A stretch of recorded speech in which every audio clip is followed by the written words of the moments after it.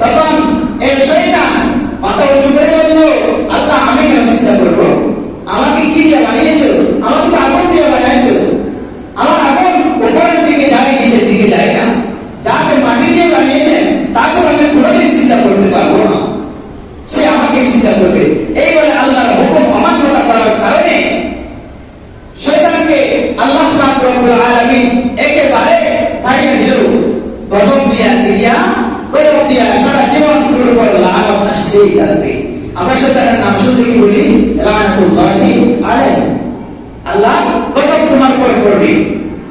কেন আমরা লানত বলি? সেটা আল্লাহর পক্ষ থেকে হয়েছে। এবং আদম আলাইহিস সালামকে যখন বেহেশতের মধ্যে দিয়েছে, ওই শয়তান আর থাকতে পারে না। কেন তুই বেহেশতের মধ্যে থাকবি? তোর কারণে বেহেশত থেকে বের হলাম, তুই তো জান্নাতে থাকতে পারবি না। এই বলে হাওয়া এবং আদম আলাইহিস সালাম উভয়জনকে আল্লাহ পাক রব্বুল আলামিন হুকুম করেছেন, ওয়ালা তাকরাবা হাযিহি শাজারা ফাতাকুনা মিনাল যালিমিন। ওই যে গাছটা দেখা যাচ্ছে, এই গাছটা যাওয়া দূরের কথা, ওয়ালা তাকরাবা হাযিহি শাজারা, ধরবা না, কাছে যাবে না। যদি যাও ফাতাকুনা মিনাল যালিমিন, তুমি তো জালিমদের লিস্টের মধ্যে হয়ে যাবে। এই শয়তান এসে ফুসফুসি দিয়েছে কানে, ও আমার দুষ্ট, তোমাকে আযাবের কথা বলা হয় নাই।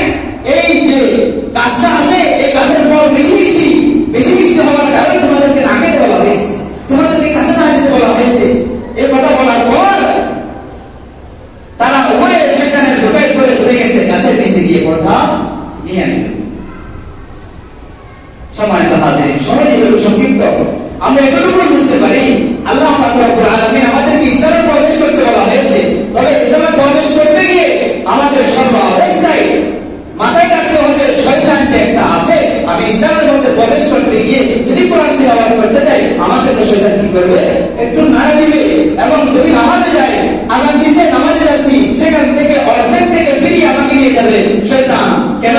এই তুই কোথায় যাস? আরো অনেক সময় আছে, পরে বলিস না, আজকে দুপুরের নামাজটা আসরের সময় বলিস অথবা মাগরিবের সময় বলিস, আগে তোর কাজটা সেরে নে, এই যে বিভিন্ন পদ্ধতিতে শয়তান আমাদের সাথে লেগে আছে। সম্মানিত হাজিরিন, তাহলে আমরা যে মুসলমান, ইসলামের মধ্যে প্রবেশ করতে বলা হয়েছে, কিভাবে ইসলামের মধ্যে প্রবেশ করব? মুসলমান আমরা দাবি করতেছি, মুসলমান কাকে বলা হয়? মুসলমান বলা হয় সারা পৃথিবীতে আমি বসবাস করতে গিয়ে যত প্রকারের সমস্যা হয়, সমস্ত সমস্যার সমাধান যদি আমি ইসলামের মাধ্যমে দিই, তাহলে তাকে বলবো মুসলমান। এবার আসে আমাদের কি কি সমস্যা। আমাদের সমস্যা হলো পারিবারিক জীবনে। আমরা যখন পরিবারকে গঠন করতে যাই, এই পরিবারকে গঠন করতে গিয়ে আমাদের ব্যবসা বাণিজ্য, আয় উপার্জন সব কিছু প্রয়োজন হয়। টাকা ছাড়া কি চলে? টাকা ছাড়া পৃথিবী চলে না। এই জন্য টাকা উপার্জন করতে গিয়ে আমরা যখন বিভিন্ন পর্যায়ে টাকা ইনকাম করতে যাই, শয়তান সেখানে গিয়ে দাঁড়াবে। এভাবে কাজ করলে তুই তো চলতে পারবি না। তোর সংসারে যে ছেলে মেয়েরা আছে তাদেরকে বিপুল পরিমাণ সহযোগিতা করতে পারবি না। তাহলে এই ব্যবসা বাণিজ্য করতে গিয়ে একটু মানুষের ক্ষমতা নষ্ট কর না। কিভাবে? তুমি যখন দোকানের মধ্যে মাথা জোড়া করবা, সেখানে গিয়ে তুমি আন্দাজে বেশি করে, এই কথাতে কম করে এনেছো 1 কেজি 20 গ্রাম করে, তুমি মানুষদেরকে দিতে যাওয়ার সময় 1 কেজি 10 গ্রাম যদি দাও, তাহলে এটা জুলুম হয়ে গেছে।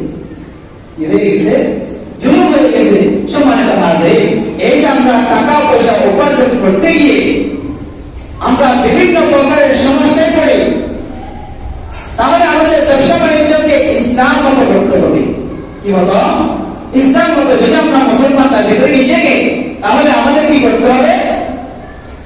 ইসলামের মধ্যে যেরকম আমাদেরকে ব্যবসা বাণিজ্য করতে বলা হয়েছে, সেরকম আমাদের ব্যবসা বাণিজ্য করতে হবে।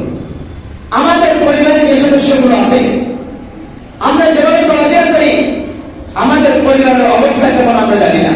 আমাদের অনেক ভাইরা আছে, আমাদের ফ্যামিলির যারা আছে সদস্য, তারা কিভাবে চলাফেরা করে, কোথায় যায়, কি করে, আমরা অনেকে জানি না।